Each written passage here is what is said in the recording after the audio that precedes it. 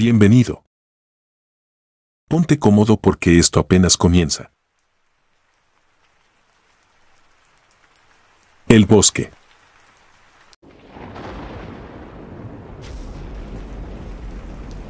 Mi nombre es Matías, y esta es la historia de mi familia, de nuestra tierra y de un lugar que nunca debimos habitar. El sur de Chile es un lugar donde la naturaleza lo domina todo, y donde lo sagrado y lo profano se mezclan como niebla entre los árboles. Crecí escuchando historias de espíritus antiguos, de seres que habitaban el bosque mucho antes de que los hombres llegaran con sus herramientas de conquista y destrucción. Pero nunca les di demasiada importancia. Hasta que me di cuenta de que el bosque nos observaba.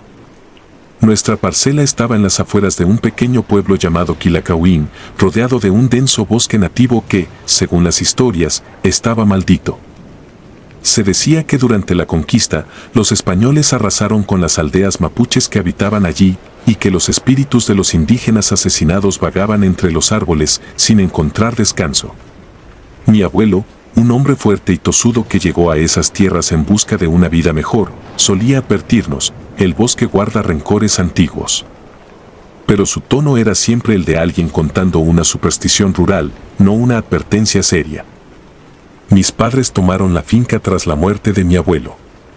La tierra era generosa y el clima lluvioso la mantenía fértil, pero el bosque nunca dejó de incomodarme. Había algo en la forma en que los árboles parecían inclinarse, como si se agacharan para escuchar nuestras conversaciones. La niebla se movía rápido entre los troncos oscuros, y algunas noches juraba que podía ver formas moverse en la distancia, demasiado rápidas para ser animales, pero siempre justo al borde de mi visión. Recuerdo una noche en particular, cuando tenía unos 10 años. El viento soplaba fuerte y, como era costumbre, la lluvia golpeaba el techo de nuestra casa. Me despertó un sonido extraño, algo más agudo que el viento. Al principio pensé que eran ramas chocando entre sí, pero luego lo escuché claramente, una especie de canto, como un murmullo que venía desde el bosque. Me levanté de la cama y fui hacia la ventana. La niebla lo cubría todo, y entre las sombras vi figuras moverse. Sentí un escalofrío recorrerme la espalda. Mi madre, al verme de pie junto a la ventana, me llevó de regreso a la cama, asegurándome que solo eran los árboles y el viento. Los años pasaron y esas sensaciones persistieron. Mis padres trabajaban arduamente la tierra, y yo intentaba ignorar la creciente sensación de que el bosque nos miraba. A veces, cuando trabajábamos en el campo cerca del límite del bosque, sentía como si algo me observara desde la espesura. No era solo una paranoia infantil, algo tangible se movía ahí, en las sombras. Cuando cumplí 18 años, decidí marcharme. No soportaba más la presión de esa presencia constante y silenciosa. Me fui a la ciudad, buscando un futuro lejos de esos recuerdos oscuros. Durante años, apenas volví a pensar en el pueblo o en el bosque. Vivía mi vida con normalidad hasta que, una tarde, recibí una llamada. Mi madre había fallecido repentinamente. No pude evitar sentir que el bosque había tenido algo que ver. Regresé para el funeral, sintiéndome como un extranjero en mi propia casa. Mi padre estaba desolado, pero el silencio entre nosotros era más que dolor, había algo no dicho, algo que ambos sabíamos pero no queríamos admitir. La primera noche que pasé de vuelta en la casa, el murmullo volvió. Más fuerte, más insistente. Esta vez, no pude ignorarlo. Esa misma noche, mientras trataba de conciliar el sueño, el susurro se hizo más claro. Era un sonido que me envolvía, como si proviniera de todas partes y de ninguna al mismo tiempo. Me levanté y, sin pensarlo, salí al patio. La luna apenas iluminaba el cielo y la neblina parecía aún más densa que en mis recuerdos. Allí, al borde del bosque, las sombras se movían. Ya no eran solo figuras, eran formas humanas, vagas, pero inconfundibles. Me acerqué, temeroso pero incapaz de detenerme. Y entonces lo escuché, no un murmullo, sino palabras. Palabras en un idioma que no entendía pero que sentía en mi pecho como un golpe. Un cántico triste, profundo, lleno de dolor. Me quedé helado. Las figuras se acercaban lentamente, moviéndose en un ritmo que me recordó a un cortejo fúnebre.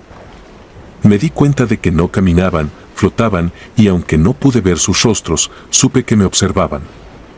Corrí hacia la casa, cerrando puertas y ventanas, tratando de convencerme de que había sido una ilusión. Pero el aire dentro era tan espeso como el de afuera, y la casa crujía como si también estuviera viva, como si fuera parte de ese mismo lamento antiguo. Al día siguiente, hablé con mi padre. Le conté lo que había visto, esperando que se riera o me dijera que todo estaba en mi cabeza. Pero su rostro palideció. Me llevó al granero, y allí, detrás de una pila de herramientas viejas, sacó una caja de madera. Dentro había objetos antiguos, plumas, piedras talladas, pequeños ídolos que parecían tener siglos. «Esto lo encontró tu abuelo cuando llegó aquí», me dijo. «Enterrado en el suelo, en el límite del bosque. Son restos de los que vivieron aquí antes, de los que murieron». Me explicó que el bosque no estaba simplemente maldito. Era un cementerio, un lugar de muerte y violencia, y que los espíritus de aquellos que habían sido masacrados aún buscaban justicia, o al menos, ser recordados. «El bosque los guarda», dijo mi padre. «Y no los deja ir». No podía quedarme allí. Sabía que mi madre había sido una víctima más, aunque de forma indirecta. Algo la había llamado, como ahora me llamaba a mí. Pero también sabía que no podía escapar. El bosque no olvida. Esa noche, decidí enfrentarme a lo que fuera que vivía en el límite de nuestra tierra. Armado con una linterna y el viejo cuchillo de mi abuelo, me aventuré en la oscuridad. La niebla me envolvía, y cada paso hacia el bosque se sentía como si estuviera entrando en una tumba. El susurro se hizo más fuerte, más claro. Y entonces los vi, sombras que se alzaban entre los árboles, acercándose a mí. No corrí. Sabía que no podía. En su lugar, me detuve y dejé que el bosque me envolviera. Las figuras me rodearon, susurros en lenguas antiguas llenando mis oídos. Sentí sus manos, frías como la piedra, sobre mi piel. Y entonces lo comprendí, no querían asustarme, no buscaban venganza. Solo querían ser escuchados. Querían que el mundo supiera de ellos, de su dolor, de su muerte olvidada. Caí de rodillas, abrumado por el peso de su sufrimiento. La tierra temblaba bajo mis pies y el aire se volvió pesado, sofocante. En ese momento, comprendí que mi familia había profanado un lugar sagrado, que habíamos construido nuestras vidas sobre los huesos de los muertos y que el bosque no nos lo perdonaría nunca. Regresé a casa al amanecer, exhausto, con la sensación de que había envejecido décadas en una sola noche. Le conté a mi padre lo que había sentido, lo que había visto, y juntos decidimos abandonar la finca. Era lo único que podíamos hacer. Al final, no se trataba de ganar una batalla, sino de respetar un pacto antiguo que habíamos roto sin saberlo.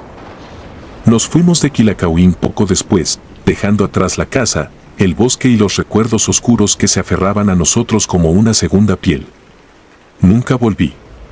Pero a veces, en la quietud de la noche, cuando el viento sopla fuerte, puedo escuchar el susurro lejano de ese bosque.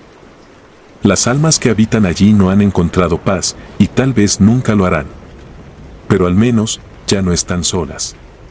Les hemos devuelto su voz.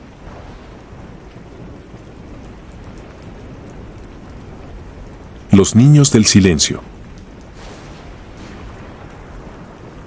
Recuerdo claramente cuando llegué a San Juan de las Lomas, un pequeño pueblo escondido en las montañas de Oaxaca, como si el tiempo allí se hubiera detenido. Las estrechas calles de tierra serpenteaban entre casas de adobe con tejados caídos, y las pocas personas que se veían en la distancia evitaban el contacto visual. Un pueblo enigmático, de esos que parecen olvidados por el mundo, pero que guardan historias que nunca deberían contarse. Yo no había ido por curiosidad ni por accidente. Me encontraba realizando una investigación sobre antiguos asentamientos indígenas en la región. Como arqueólogo, había aprendido a ver la historia en los detalles que otros no notaban, en los signos invisibles que marcan un lugar. San Juan de las Lomas no era diferente, o eso pensaba al principio. Alquilé una pequeña casa en el borde del pueblo, cerca del río. Era una construcción antigua, seguramente de finales del siglo XIX, con paredes agrietadas y techos bajos. Me gustaba la idea de estar apartado, lejos del bullicio de las grandes ciudades, donde el único sonido era el viento entre los árboles y el murmullo del río al caer la noche. Pero, en ese pueblo, el silencio parecía tener un peso propio. No era el silencio habitual de la naturaleza, era denso, sofocante. No tardé en darme cuenta de que algo no estaba bien. A nadie le gusta hablar de los niños. La primera vez que escuché esa historia fue en la tienda de abarrotes. Había pasado una semana en el pueblo y la gente aún me miraba con extrañeza. Apenas hablaban conmigo. Quizá pensaban que me iría pronto, como muchos otros forasteros que no soportaban la inquietante atmósfera del lugar.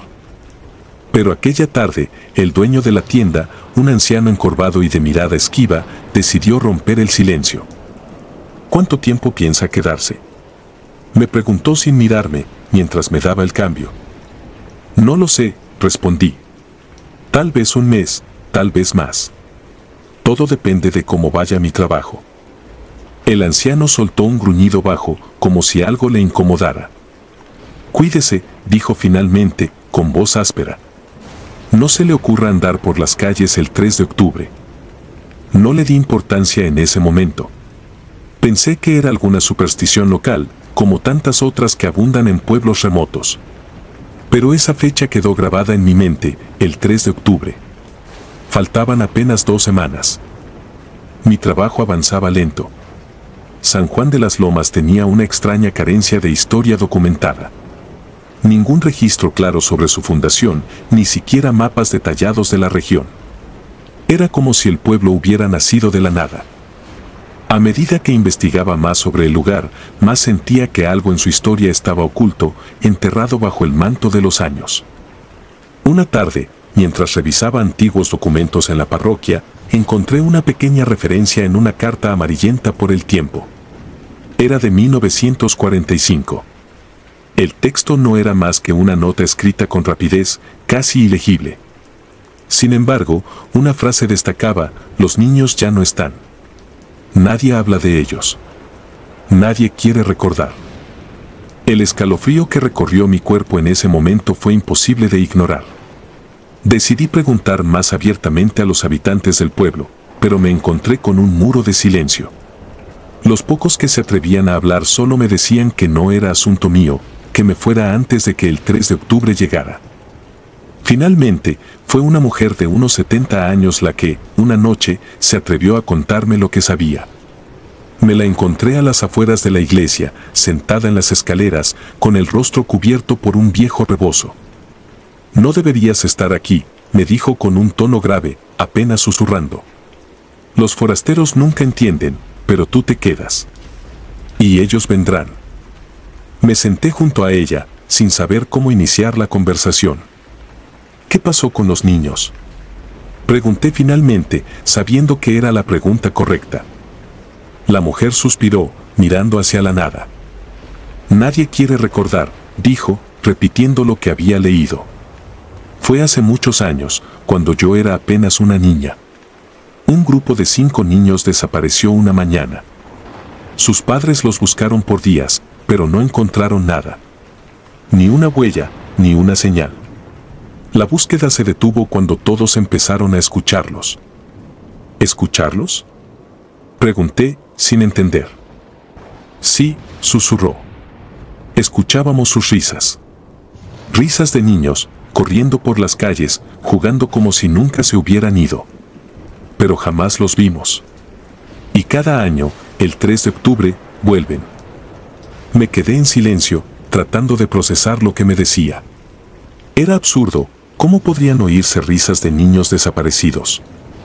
Pensé que tal vez se trataba de un trauma colectivo, una forma en la que el pueblo había lidiado con su dolor. Pero la forma en que la mujer lo decía, la certeza en su voz, me perturbó más de lo que quería admitir. El 3 de octubre llegó más rápido de lo que esperaba. Y contra las advertencias, decidí quedarme. Quería ver, o más bien, escuchar, lo que tanto miedo les daba a los habitantes de San Juan de las Lomas. La noche cayó sobre el pueblo como un manto de tinieblas y el silencio se hizo aún más pesado. No había un solo sonido, ni siquiera los grillos que habitualmente cantaban al caer la tarde. La sensación de que algo no estaba bien era abrumadora. Cerré las ventanas y me senté en la pequeña sala de la casa, solo con la tenue luz de una lámpara de aceite. Afuera, las calles estaban desiertas. Nadie se atrevía a salir. La primera risa la escuché alrededor de las 11 de la noche. Era suave, distante, como el eco de una memoria. Me incorporé de inmediato, mis sentidos en alerta. Durante unos minutos, no volví a oír nada más. Me convencí de que lo había imaginado, de que mi mente me jugaba una mala pasada por todo lo que había escuchado en los últimos días. Pero entonces, una nueva risa resonó, esta vez más cerca, acompañada del sonido de pequeños pies corriendo por la calle de tierra frente a la casa. El miedo me envolvió como una garra helada. Me acerqué lentamente a la ventana, con el corazón latiendo a un ritmo frenético. Las cortinas estaban cerradas, pero a través de las pequeñas rendijas pude ver algo. Sombras. Sombras de figuras pequeñas, corriendo, pasando frente a la casa. Escuché más risas, más pasos. El sonido de un juego inocente, pero algo en ello era profundamente perturbador. Porque sabía que esos niños no estaban vivos. Me quedé inmóvil, observando cómo las sombras se movían, como si un grupo de niños estuviera jugando a las escondidas en las calles vacías del pueblo. Pero no había nadie más allí. No había padres, ni vecinos, ni luces en las casas cercanas. Solo esas figuras, esas risas. El tiempo pasó lentamente y la sensación de que algo más estaba conmigo en la casa comenzó a crecer. Escuché un golpe en la puerta trasera, un sonido seco, casi tímido. Luego, otro golpe, esta vez en la ventana del dormitorio. No me atreví a moverme. Finalmente, todo cesó. Las risas se desvanecieron en la distancia y el silencio regresó, aún más pesado que antes. A la mañana siguiente, el pueblo seguía igual de silencioso. Los pocos habitantes que vi en las calles me ignoraron, como si no hubiera existido la noche anterior. Pero yo lo había escuchado. Había visto las sombras. Decidí irme ese mismo día. Mi investigación ya no importaba. Al subirme al viejo autobús que me llevaría de regreso a la ciudad, sentí una mezcla de alivio y miedo. Pero mientras el pueblo se desvanecía en la distancia, un último pensamiento cruzó mi mente, algo que me había perseguido desde esa noche. Las risas. Las sombras. Eran de niños, sí, pero ¿por qué siempre faltaba uno? Me fui de San Juan de las Lomas sabiendo que algo, o alguien, se quedó atrás, esperando. Y cada 3 de octubre, me pregunto si no estarán buscando uno más.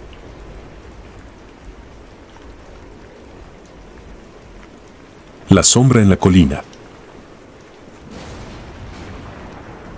Me llamo Joaquín y soy de un pequeño pueblo al norte de Córdoba.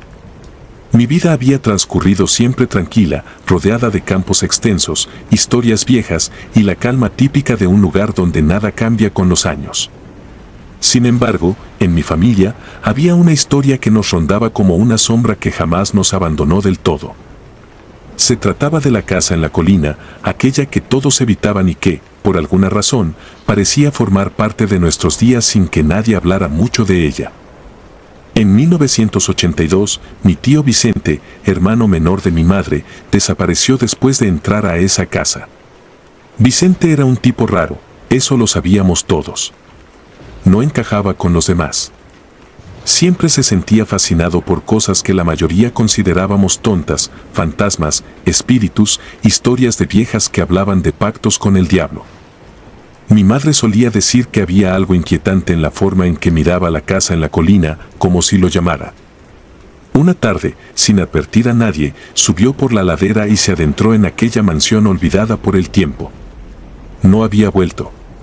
La policía lo buscó. Los vecinos formaron grupos de rescate y durante semanas el pueblo entero estuvo alerta, pero nunca encontraron nada.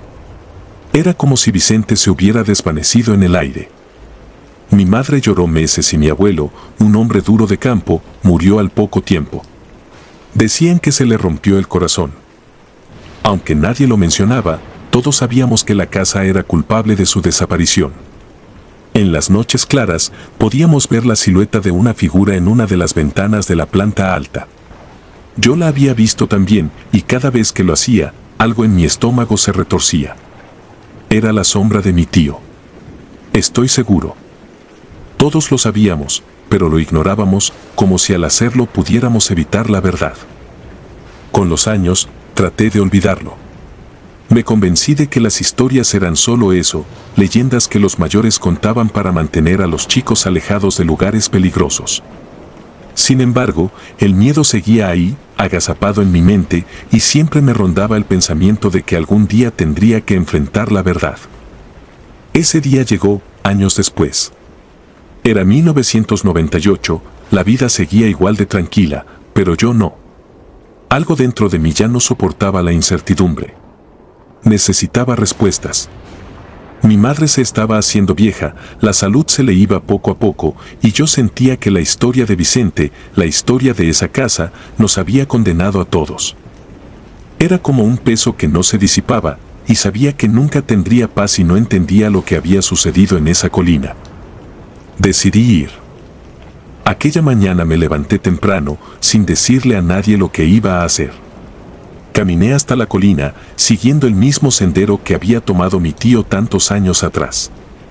A medida que subía, el aire se volvía más denso, más pesado, y sentí una presión en el pecho, como si algo invisible me envolviera. La casa apareció ante mí, exactamente igual a como la recordaba, gris, abandonada, con las ventanas sucias y la madera podrida en algunas partes. No debería haber habido nada de particular en ella, pero había algo en la atmósfera, algo que no podía explicar. Empujé la puerta, que se abrió con un chirrido espeluznante. El interior estaba oscuro, frío, y olía a moho y a polvo acumulado durante décadas. El aire era denso y cada paso que daba parecía resonar más de lo que debería en el silencio. Caminé lentamente, recorriendo las habitaciones, todas vacías, con muebles viejos cubiertos de telas rasgadas por el tiempo. Pero era más que eso, había una presencia, una sensación que se arrastraba por la piel y que me decía que no estaba solo. Vi sombras que no eran mías. No sé cómo explicarlo. Eran figuras fugaces que pasaban por el rabillo del ojo, que parecían moverse justo fuera de mi campo de visión. No había ruido, ni voces, solo una presencia inquietante que parecía multiplicarse a medida que avanzaba por la casa. Llegué al segundo piso, y fue ahí donde todo cambió. Había un espejo grande en el pasillo, viejo y polvoriento. Al principio no noté nada extraño, solo mi reflejo borroso en la superficie sucia. Pero entonces lo vi. Un rostro. Estaba detrás de mí, observándome. Me giré inmediatamente, pero no había nada. Sentí cómo se me helaba la sangre. Me quedé inmóvil por lo que parecieron minutos eternos, respirando con dificultad, mirando el espejo. Pero el rostro ya no estaba. La habitación al final del pasillo era la que daba a la ventana donde todos habíamos visto la sombra. Mi corazón latía con fuerza cuando me acerqué. Al abrir la puerta, sentí un frío insoportable, mucho peor que en el resto de la casa. La ventana estaba entreabierta, y desde ahí se podía ver el pueblo a lo lejos. Pero lo que me atrapó fue la cama en el centro de la habitación. Había algo ahí, algo que no debería estar. Era una figura humana, pero no era mi tío. Parecía un cuerpo, o lo que quedaba de uno. Estaba descompuesto, marchito, como si el tiempo lo hubiera secado por completo. No tenía rostro, o al menos no se distinguía entre la piel reseca y los huesos. Pero eso no era lo peor. Lo peor fue que, aunque su forma estaba claramente inmóvil, tuve la horrible certeza de que me estaba mirando. El aire en la habitación se volvió denso, casi imposible de respirar. Las sombras en las paredes parecían alargarse, moverse de formas antinaturales. Quería correr, pero mis piernas no respondían. Algo me mantenía atado, como si la casa no quisiera dejarme ir. De pronto, escuché algo. Un susurro. Era bajo, casi inaudible, pero lo suficientemente claro como para estremecerme hasta el alma. No entendí las palabras, pero supe que no estaba solo. Giré la cabeza hacia el espejo de la pared y ahí, en el reflejo, vi de nuevo ese rostro que me observaba. Esta vez no desapareció. Era una cara familiar, pero distorsionada, con ojos oscuros, vacíos. Era mi tío, o lo que alguna vez fue él. Entonces, lo comprendí. Vicente nunca había salido de esa casa.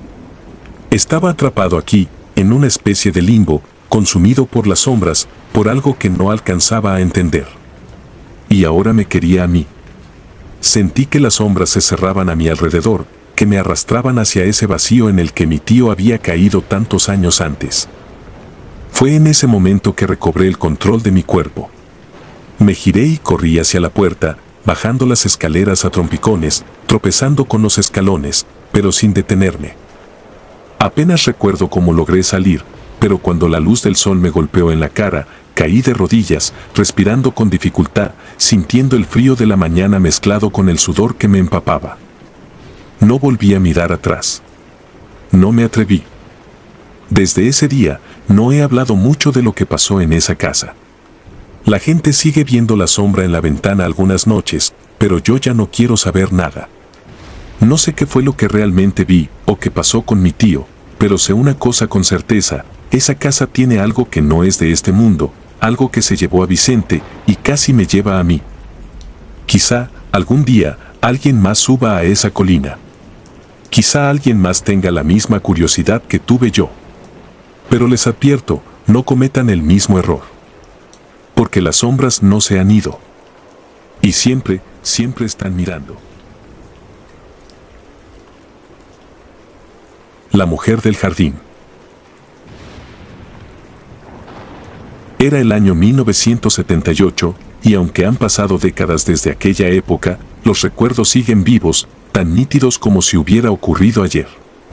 Yo tenía 12 años, una edad en la que la vida aún parecía sencilla, llena de juegos y pequeñas aventuras en mi pequeño pueblo, Ojojona. Pero todo cambió ese verano. Algo oscuro se cernió sobre el pueblo, una presencia que aún hoy, después de tantos años, me persigue en cada rincón de mis pesadillas. Recuerdo que todo empezó con rumores, susurros de vecinos hablando entre dientes sobre una mujer mayor que vivía sola en las afueras del pueblo. Doña Tomasa la llamaban. Era una figura extraña, siempre con una mirada que te hacía sentir incómodo, como si supiera más de lo que aparentaba. No era bienvenida en las reuniones ni en los mercados, pero a nadie le importaba demasiado. Se decía que había llegado al pueblo muchos años antes, cuando yo ni siquiera había nacido, y se había instalado en una pequeña cabaña al borde del bosque, lejos del bullicio. Hasta entonces, era solo una mujer solitaria, pero aquel verano se convirtió en el centro de atención de una manera siniestra. Todo comenzó con la desaparición de los niños. Primero fue Juanito, un niño 2 años mayor que yo. Nadie supo dónde se había metido. Su madre lloraba día y noche, recorriendo las calles y llamando su nombre. Luego, solo unos días después, fue Lucía, una niña de mi edad. Desapareció mientras jugaba con otros niños cerca del arroyo. A medida que las desapariciones se acumulaban, el miedo se extendió como un manto sobre Ojojona. Los padres ya no dejaban que los niños salieran solos. Las puertas se cerraban temprano y nadie se atrevía a pasear por las noches. Fue entonces cuando la gente comenzó a culpar a Doña Tomasa. Decían que era bruja, que había hecho pactos con fuerzas oscuras y que había sido vista vagando por los alrededores justo antes de las desapariciones. La superstición y el miedo se fusionaron hasta que no hubo diferencia entre lo real y lo imaginado. Nadie la había visto desde hacía semanas y eso solo alimentaba las teorías. Era como si el mismo pueblo, aterrorizado, necesitara un culpable. Una noche en particular cambió mi vida para siempre. Era una de esas noches cálidas de verano, el viento apenas movía las ramas de los árboles. Mis padres ya se habían acostado, pero yo no podía dormir. Estaba inquieto, con una sensación de opresión en el pecho que no podía explicar. Desde mi cama, podía ver por la ventana que daba al jardín trasero. A lo lejos, los árboles se mecían suavemente, pero algo captó mi atención. Una sombra. Al principio pensé que era mi imaginación, pero no. Era una figura, oscura y delgada, moviéndose entre los árboles. Mi corazón comenzó a latir con fuerza. Me levanté lentamente, acercándome a la ventana para ver mejor. La figura parecía estar observando algo o a alguien. Luego, sin aviso, levantó la cabeza y me miró directamente. Aunque no pude ver su rostro claramente, supe en ese momento que no era algo natural. Era una presencia fría, maligna. Mi cuerpo se congeló. Intenté retroceder, pero mis pies no respondían. Algo dentro de mí sabía que no debía apartar la vista de esa sombra, como si mirar a otro lado significara mi fin. No sé cuánto tiempo estuve así, pero en algún momento la figura desapareció entre los árboles, como si se hubiera disuelto en la oscuridad. Corrí a la cama, temblando, y me tapé con las sábanas, escuchando cada crujido de la casa. Esa noche no dormí. Mi mente repetía la misma imagen una y otra vez, la sombra observándome, con un hambre que no era humana. A la mañana siguiente, el pueblo despertó con la noticia de otra desaparición. Esta vez fue Miguel, un niño que vivía cerca de la plaza. La atmósfera se volvió aún más densa, cargada de temor y desconfianza. No me atreví a contarle a nadie lo que había visto. ¿Quién me iba a creer? Era solo un niño, y en esos días, los adultos no escuchaban a los niños. Pasaron unos días en los que intenté olvidar lo ocurrido. Pero algo en mí había cambiado. El miedo no se iba. Por las noches, aunque no veía a la figura, sentía su presencia. Era como si estuviera esperando algo, acechando, cada vez más cerca. Fue en ese momento cuando comenzó lo más extraño. Empecé a tener sueños, pero no eran sueños comunes. Eran vívidos, tan reales que despertaba sudando y con la sensación de que algo terrible estaba por suceder. En uno de esos sueños, vi a doña Tomasa. Estaba sentada al borde de mi cama, con una sonrisa torcida que me helaba los huesos. No decía nada, solo me observaba, pero esa mirada lo decía todo, estaba esperando. Lo peor de todo era que, aunque sabía que era un sueño, no podía moverme. Mi cuerpo estaba atrapado en una especie de parálisis. Solo podía mirarla, con el corazón martillándome en el pecho. Cuando por fin despertaba, sentía su presencia en la habitación, como si realmente hubiera estado allí. Le conté a mi madre lo que estaba ocurriendo. Me miró con preocupación, pero no le dio demasiada importancia. Son solo pesadillas, me decía. Pero yo sabía que no lo eran.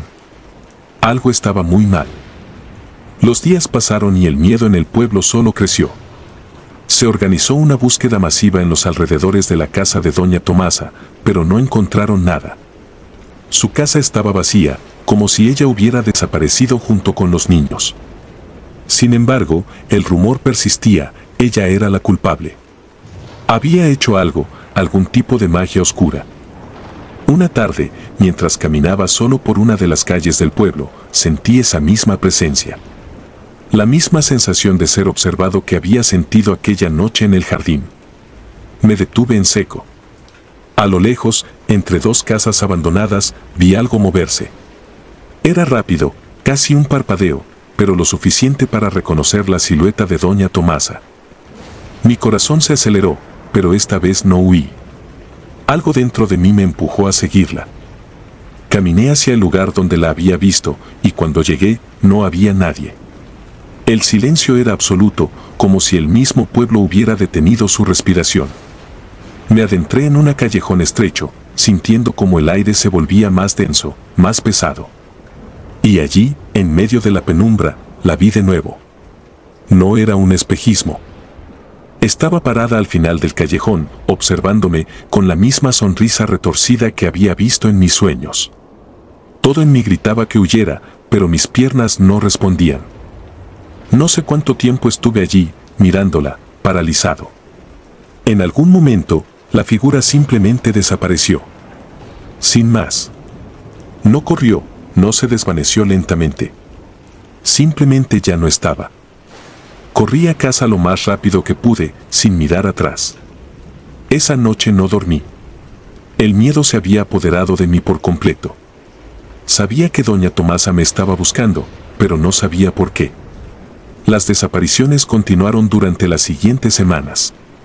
El pueblo estaba sumido en el terror y muchos ya hablaban de abandonar Ojojona. Finalmente, un grupo de hombres del pueblo, desesperados y hartos, decidió tomar cartas en el asunto. Armados con antorchas y machetes, fueron a la casa de doña Tomasa. Aunque ella no estaba allí, encontraron pruebas. Ropas de los niños desaparecidos, extraños símbolos grabados en las paredes y frascos llenos de líquidos oscuros que nadie supo identificar. El rumor se convirtió en certeza, doña Tomasa era una bruja. La búsqueda de los cuerpos nunca tuvo éxito, y aunque nunca volvieron a ver a la mujer, todos sabían que ella seguía por ahí, observando desde la oscuridad. Con el tiempo, las desapariciones cesaron, pero el miedo nunca se fue del todo. Los años pasaron, el pueblo intentó olvidar, pero yo no. Hasta el día de hoy, sé que esa sombra sigue ahí. La iglesia en el centro. Mi nombre es Julio y crecí en Tecate, un pueblo pequeño y polvoriento al norte de Baja California, conocido por su calma y su gente trabajadora. Mis primeros 20 años los viví allí, rodeado de familiares, amigos y las historias que pasaban de boca en boca, como las leyendas que parecían enraizarse en las piedras del camino o en los muros desgastados de los edificios antiguos. Una de esas leyendas era la de la iglesia abandonada en el centro del pueblo, un lugar que se mantenía en pie como un esqueleto olvidado, sus muros desmoronados y ventanas rotas. Había estado vacía desde hacía más de 50 años, pero su presencia seguía siendo un recordatorio constante de lo que alguna vez fue. En los años que crecí allí, siempre oía a los ancianos susurrar que esa iglesia estaba maldita. Decían que, hacía mucho tiempo, un sacerdote había cometido un crimen imperdonable, algo tan atroz que el propio edificio había sido profanado. No recuerdo cuando escuché esa historia por primera vez, pero sé que fue algo que todos en el pueblo sabían. Nadie se acercaba a esa iglesia, y aquellos que lo hacían siempre volvían diferentes, más callados, como si algo dentro de ellos se hubiese roto. Yo, sin embargo, siempre fui escéptico. No es que no creyera en las leyendas, sino que pensaba que eran solo eso, historias inventadas para mantener a los niños alejados de lugares peligrosos. La curiosidad me picaba, me impulsaba a querer saber más, a desafiar lo que parecía ser un miedo irracional. Una noche, cuando tenía unos 18 años, mis amigos y yo decidimos que ya era hora de entrar a la iglesia. Era una decisión tomada en una de esas noches de verano en las que el calor se volvía insoportable y no había mucho más que hacer en un pueblo tan pequeño como el nuestro. Éramos 5, Francisco, Iván, Luis, Carla y yo. Todos habíamos hablado alguna vez sobre la iglesia, pero esa noche, por alguna razón, se sintió como el momento adecuado para romper la monotonía y enfrentar nuestros miedos juntos. Nos reunimos cerca de la medianoche, cuando el pueblo estaba completamente silencioso. Tecate, normalmente tranquilo, adquiría una calidad casi fantasmal cuando el sol se ocultaba. La iglesia estaba en el centro del pueblo, pero parecía estar en su propio mundo, como si el tiempo no la hubiese afectado de la misma forma que al resto de los edificios. Nos acercamos en silencio, nuestras linternas alumbrando el camino de piedra que llevaba a la entrada principal. El portón de madera vieja se abrió con un crujido sordo y el aire que salió del interior era frío y húmedo, como si hubiera sido sellado durante décadas. Al principio, no vimos nada inusual, solo escombros y polvo acumulado. Pero el silencio, ese silencio era distinto. Era un silencio pesado, espeso, que parecía ahogar cualquier sonido que hiciéramos. Entramos, uno por uno, hasta quedar bajo el techo alto y oscuro. A medida que caminábamos más hacia el centro de la iglesia, sentí que algo estaba fuera de lugar. No era solo la frialdad del ambiente, sino una sensación profunda de que no estábamos solos. En el altar, iluminado por el tenue haz de mi linterna, vi lo que al principio pensé que era una figura de madera, quizás una estatua que el tiempo había deformado. Pero no era una estatua. Era un hombre. Llevaba ropas sacerdotales, pero su rostro no era humano. Estaba distorsionado, como si la piel hubiera sido estirada y retorcida, los ojos hundidos en sombras oscuras. Su figura se erguía inmóvil, pero me observaba, lo sentía. Un escalofrío recorrió mi cuerpo, helándome la sangre. Me quedé paralizado por un segundo que se sintió eterno. Mis amigos, detrás de mí, no habían visto lo que yo veía. O quizás lo habían hecho, pero no querían aceptarlo. Fue entonces cuando la sensación me golpeó como una pared de oscuridad. Una presencia indescriptible, pesada, maligna, se apoderó de mí.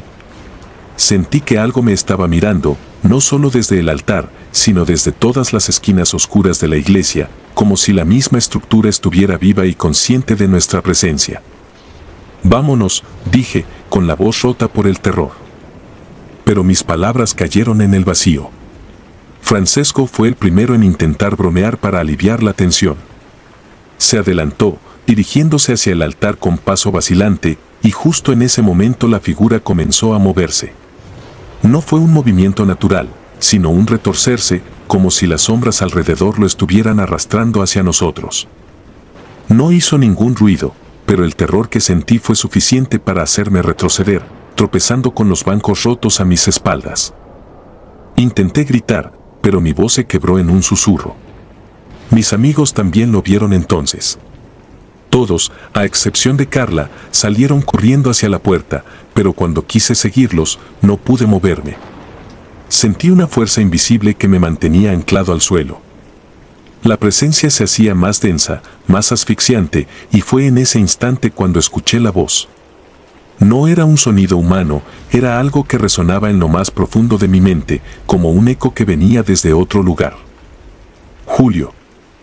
La voz susurraba mi nombre, pero no como si me estuviera llamando desde fuera, sino como si la escuchara desde dentro de mi propio ser.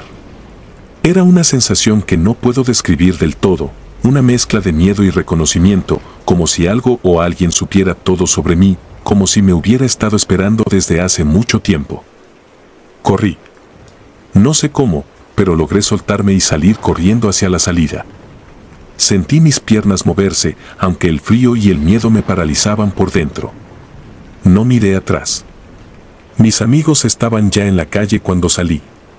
Todos estábamos temblando, jadeando, y sin decir una palabra nos alejamos lo más rápido que pudimos. Aquella noche, no hablamos sobre lo que había ocurrido.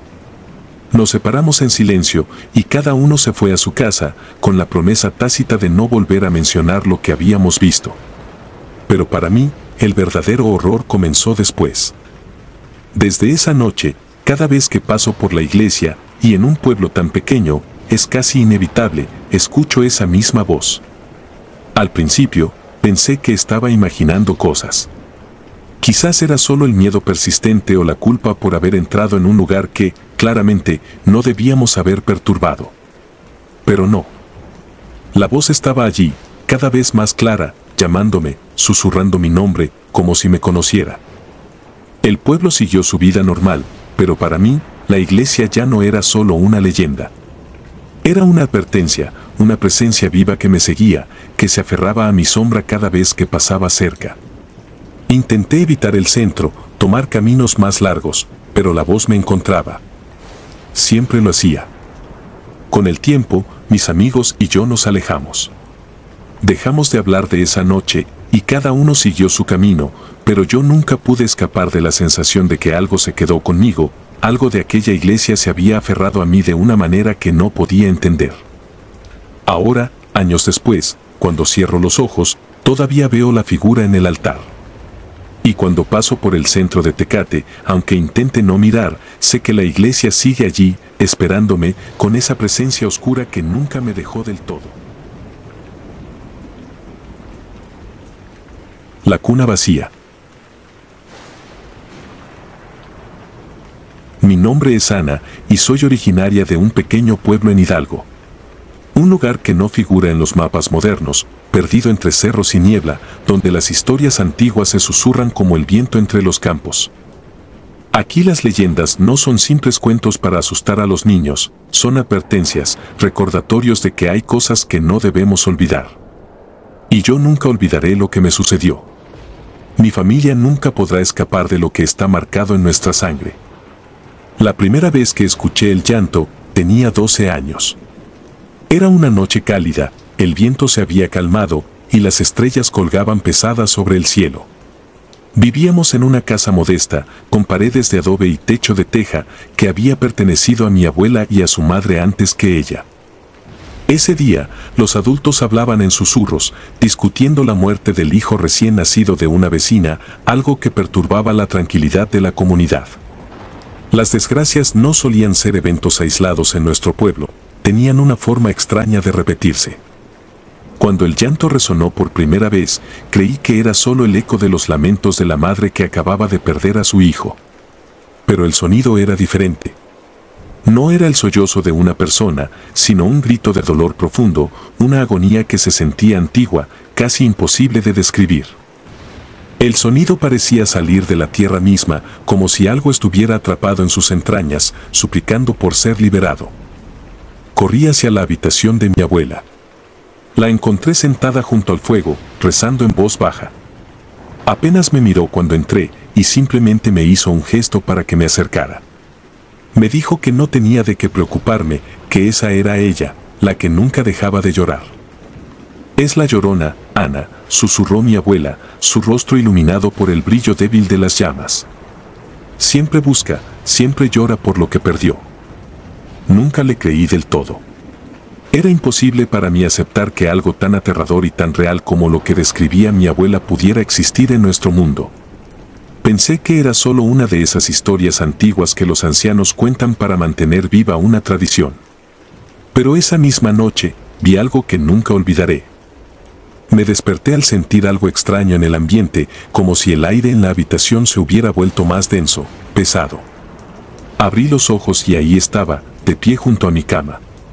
Una figura femenina, cubierta por un manto que parecía flotar sobre el suelo, con un rostro oculto por sombras, pero con un dolor palpable. Sus manos se aferraban a una cuna vacía que no debería haber estado allí. El llanto, el mismo que había escuchado antes, ahora estaba tan cerca que sentía cada vibración en mi piel. Estaba paralizada. No podía moverme, no podía gritar. Solo podía observar mientras esa mujer fantasmal se inclinaba sobre la cuna vacía, acariciando el aire, como si estuviera meciendo a un bebé que ya no estaba. El lamento era más suave ahora, como el susurro de una madre acunando a su hijo, pero lleno de una tristeza infinita. Mis ojos se llenaron de lágrimas, no de miedo, sino de una pena que no podía comprender. Desapareció en un susurro, como si nunca hubiera estado allí, y al día siguiente, cuando le conté a mi abuela lo que vi, ella simplemente asintió, como si ya lo supiera. Desde entonces, supe que algo nos seguía, algo que no podíamos ver, pero que siempre estaba presente. Pasaron los años, y aunque el recuerdo de esa noche permanecía, intenté vivir mi vida como si nada de eso hubiera sucedido. Mi abuela murió poco después, y con su partida, parecía que el peso de esa historia también se había ido. Me casé joven, con un hombre del mismo pueblo, y nos mudamos a una casa que construimos cerca de las tierras que habían pertenecido a mi familia por generaciones. Todo parecía normal hasta que llegó la tragedia. Perdí a mi hijo. Fue una muerte inesperada, inexplicable. Apenas había cumplido un año cuando enfermó de repente y no hubo médico que pudiera salvarlo. El dolor me desgarró el alma, y no podía dejar de pensar en la cuna vacía, en la figura que había visto años atrás. ¿Había sido un presagio? ¿Había algo más, algo que yo no había comprendido entonces? El día del entierro, el llanto volvió. Esta vez, no era un eco lejano. Era nítido, como si estuviera justo a mi lado. Nadie más parecía escucharlo, pero yo lo sentía profundamente. Sabía que ella había regresado, no solo por mí, sino por lo que había perdido. Esa noche, la cuna vacía reapareció. No en mi habitación, sino en la habitación donde mi hijo solía dormir. Podía oír su mecer lento y el susurro de la mujer. El llanto no cesaba, y me quedé inmóvil frente a la puerta cerrada, con el corazón latiendo con fuerza, temiendo abrirla, pero sabiendo que debía hacerlo. Cuando finalmente reuní el valor, la puerta se abrió con facilidad. Ahí estaba, tal como la recordaba, con su figura encorvada sobre la cuna vacía, meciendo a un bebé que ya no existía. Pero esta vez, algo era diferente. Alzó la vista y me miró. Aunque su rostro seguía en sombras, sentí el peso de su mirada y en ese momento supe que no estaba llorando por un hijo perdido. Estaba llorando por mí. Por mi hijo. Y en algún lugar dentro de mí entendí que esta maldición había estado en mi familia por generaciones. Algo que mi abuela había tratado de protegernos durante toda su vida. Cada generación había perdido un niño. Mi abuela había perdido a su primer hijo y mi bisabuela antes que ella. Era un ciclo. Un ciclo del que nadie hablaba, pero que todos sabían. La Llorona no era una leyenda en nuestro pueblo. Era una realidad inescapable, un alma atrapada que buscaba llevarse lo que ella había perdido, y lo hacía a través de nuestra sangre. Traté de encontrar respuestas, pero el miedo y la superstición en el pueblo eran demasiado profundos. Nadie quería hablar abiertamente de ello. Las viejas murmuraban cuando pasaba, pero sus bocas se cerraban al verme acercar. Sabían lo que había sucedido, pero no podían ofrecer consuelo. Sabían que la maldición continuaría. Con el tiempo, comencé a notar que el llanto venía con más frecuencia, siempre en las noches cuando el viento estaba en calma.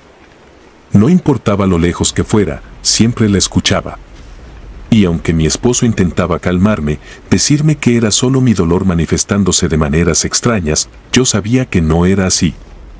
Sabía que ella estaba cerca, esperando, acechando. Ahora, cada vez que cierro los ojos, la veo.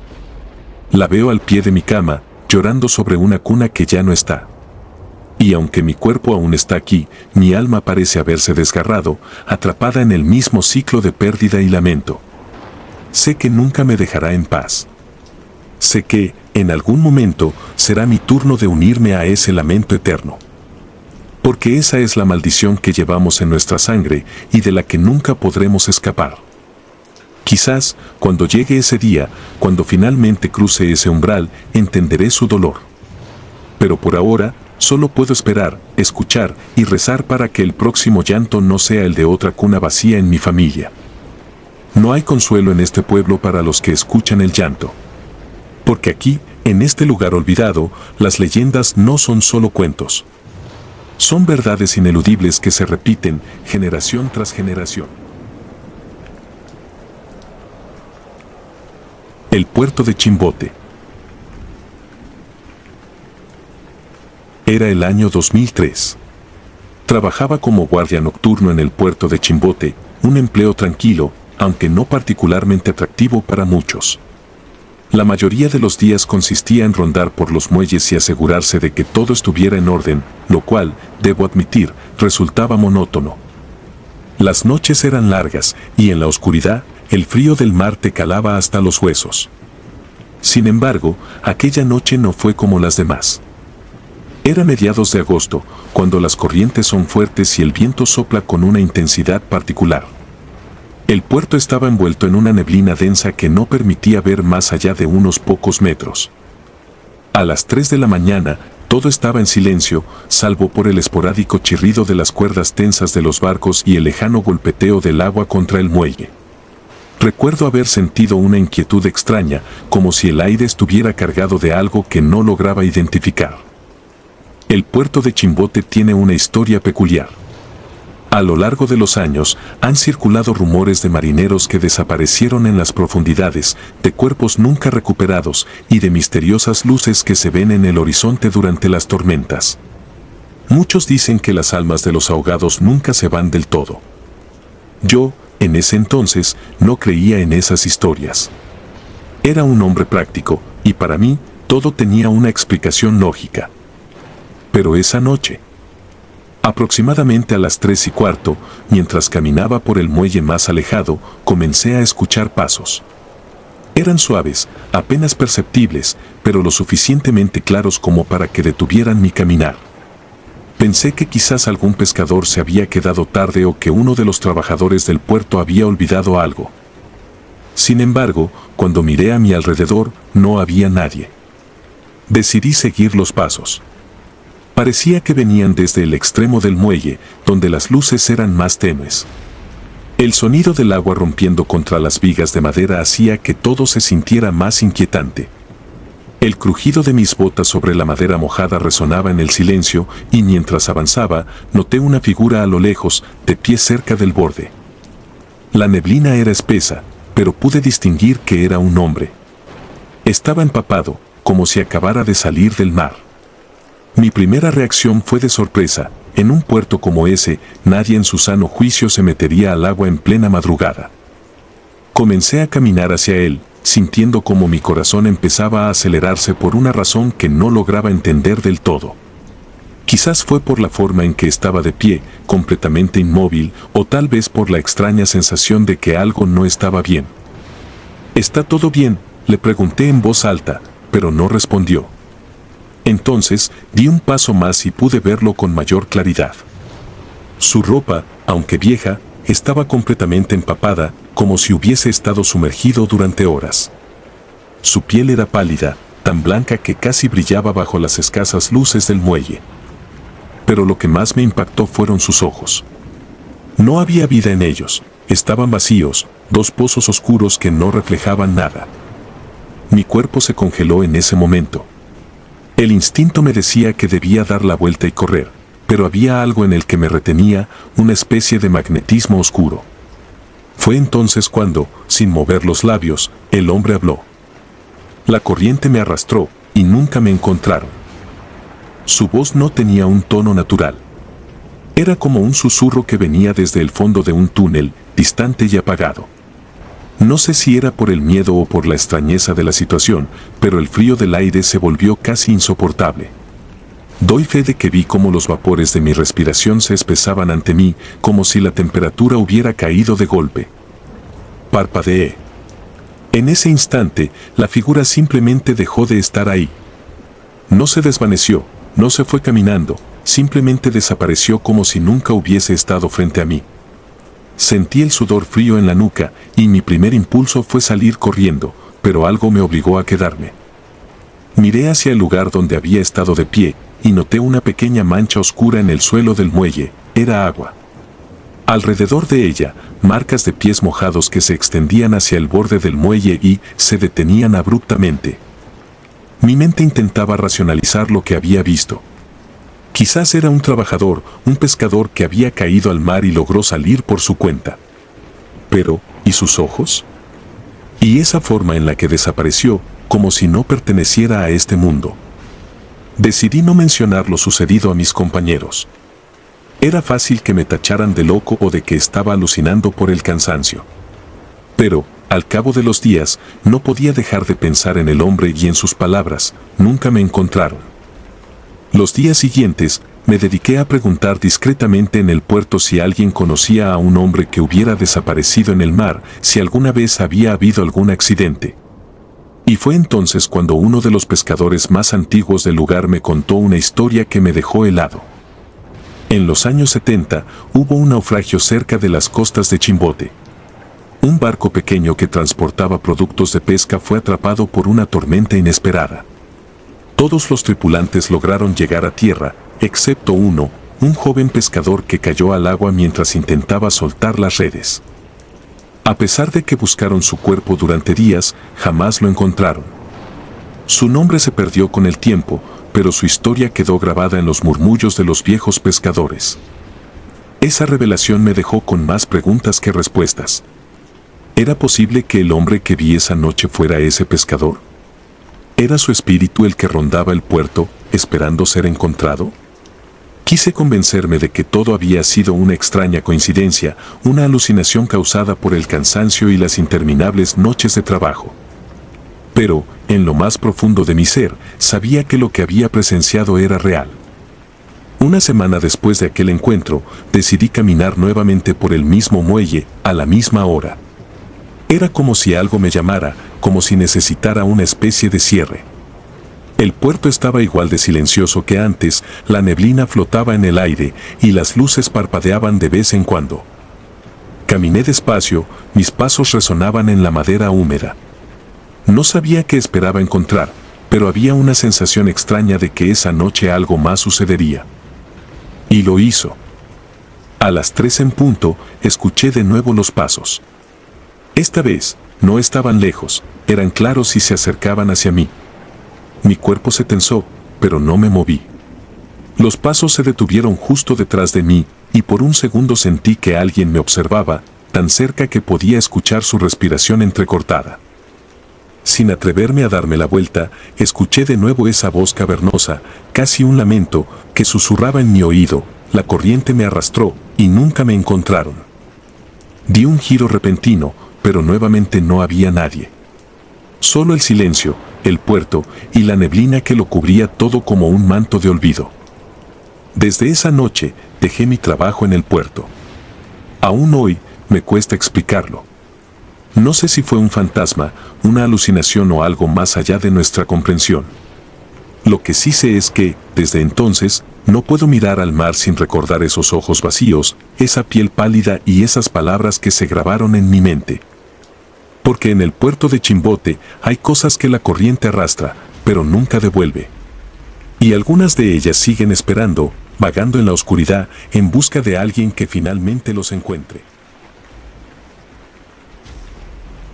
Si te gustaron los relatos, nos gustaría que nos apoyaras con un like o un comentario. Y si no estás suscrita o suscrito, te invito a que lo hagas para que no te pierdas los relatos y las historias de Mr. Terror Maligno sin más. Gracias por escucharnos, hasta el próximo video. Saludos.